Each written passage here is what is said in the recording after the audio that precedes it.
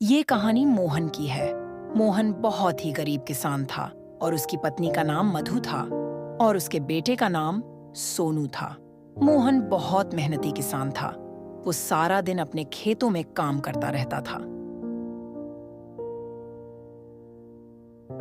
Mummy, भूख लगी, कुछ खाने को दो ना।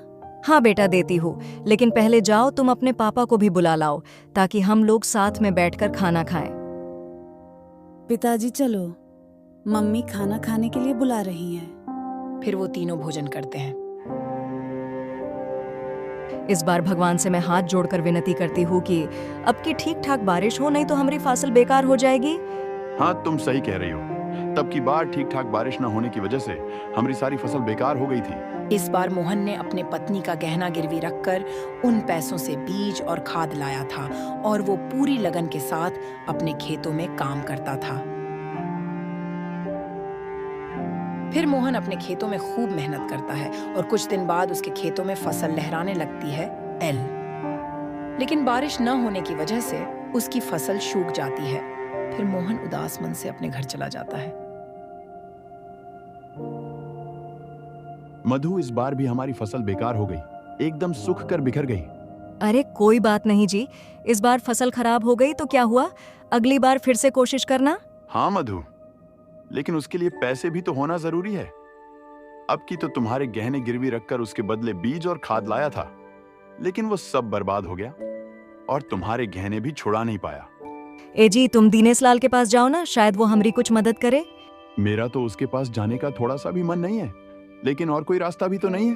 पता नहीं वो अपना ब्याज कैसे चलाता है कि उसके ब्याज खत्म ही नहीं होते। कोई बात नहीं जी, अब हमारे पास कोई रास्ता भी तो नहीं है। मोहन न चाहते हुए भी उस दीनेश लाल के पास जाता है।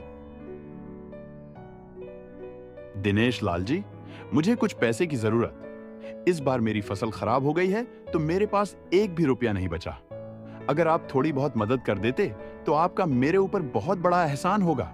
अरे मोहन, ये तुम कैसी बात कर रहे हो? मैं यहाँ तुम ही जैसे लोगों की मदद करने के लिए बैठा हूँ।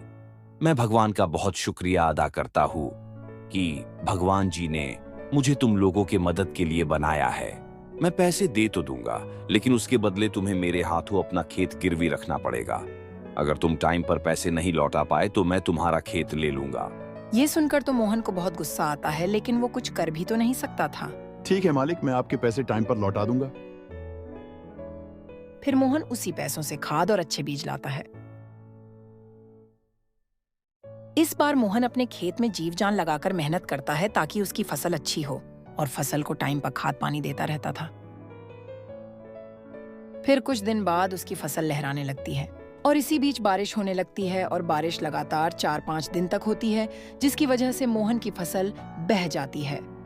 अरे मधु, ये बारिश तो रुकने का नाम ही नहीं लेती। अगर इसी तरह बारिश होती रही तो हमारी फसल बह जाएगी। अब की तो हमारा खेत भी गिरवी रखा है और हम खेत कैसे छुड़ाएंगे? मधु को तो पता था कि अब उसकी फसल बह गई होगी, लेकिन वो मोहन को दिलासा देती है। इतनी जल्दी कोई फसल नहीं बहती, और फिर तो हमारी फसल तो सबसे मजबूत थी। तुम चिंता मत करो, जब बारिश रुक जाएगी तो तुम खेत जाकर फसल को देख लेना।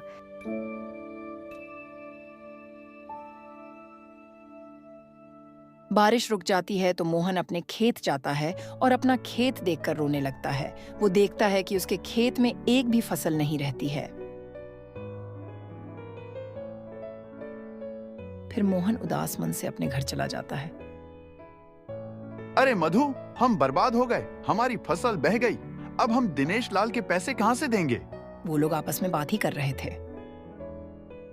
फिर इतने में वहां दीनेश लाल अपने पैसे वापस लेने आ जाता है। क्यों मोहन, तूने अभी तक मेरे पैसे वापस नहीं किए हैं? वादे के मुताबिक अब तुम्हारा खेत मेरे हो गया। दिनेश लाल जी, कृपया हमारे ऊपर दया करिए, अभी तो हमारे पास खाने को भी कुछ नहीं है। फिर दिनेश लाल उन लोगों की जमीन ले लेता है। कुछ दिन तो बचे हुए घर के राशन से गुजारा हो गया। अरे मधु, अब क्या होगा? अब तो राशन भी खत्म हो गया और मैं इस वक्त कहीं काम करने भी नहीं जा सकता। तुम्हारी परेशानी मैं समझ सकती हूँ, तुम आराम करो, मैं कहीं न कहीं भोजन का जुगाड़ कर लूंगी। कुछ दिन बाद मधु दिनेश लाल के पास जाती है। दिनेश लाल जी मेरी मदद करिए, नहीं तो हम भूख प्यास से मर जाएंगे। देखो, अभी तो मेरे पास तुम्हें देने के लिए कुछ भी नहीं है, तो मैं अभी तुम्हें कुछ नहीं दे सकता। अगर आप मुझे अपने घर में कुछ काम दे देंगे तो आपका बहुत बड़ा एहसान होगा हम पर। देखो मधु, वैसे तो अभी मेरे यहाँ कोई काम नहीं है, लेकिन तुम ये आलू ले जाओ और इसको बेचकर आधे पैसे मुझे देना और आधे तुम रख लेना। फिर मधु वो आलू अपने घर लाती है और उसे खोलकर देखती है तो ज्यादातर आलू सड़े होते हैं। ये सेठ ने हमें फिर से मूर्ख बना दिया। ये हमारी गरीबी का मजाक उड़ा रहा है। अब बताओ भला ये सड़ा आलू मैं कहाँ बेचूंगी? मेरे पास एक तरकीब है। हम इसमें से जो आलू अच्छे हैं उन्हें अलग कर लेते हैं और फिर उसी आलू के पकौड़े बनाते हैं। हाँ जी, ये बढ़िया आइडिया है। अगले दिन वो दोनों गांव में एक ठेला लगाते हैं और वहां पकौड़े बेचते हैं। सभी को उनके पकौड़े बहुत अच्छे लगते हैं।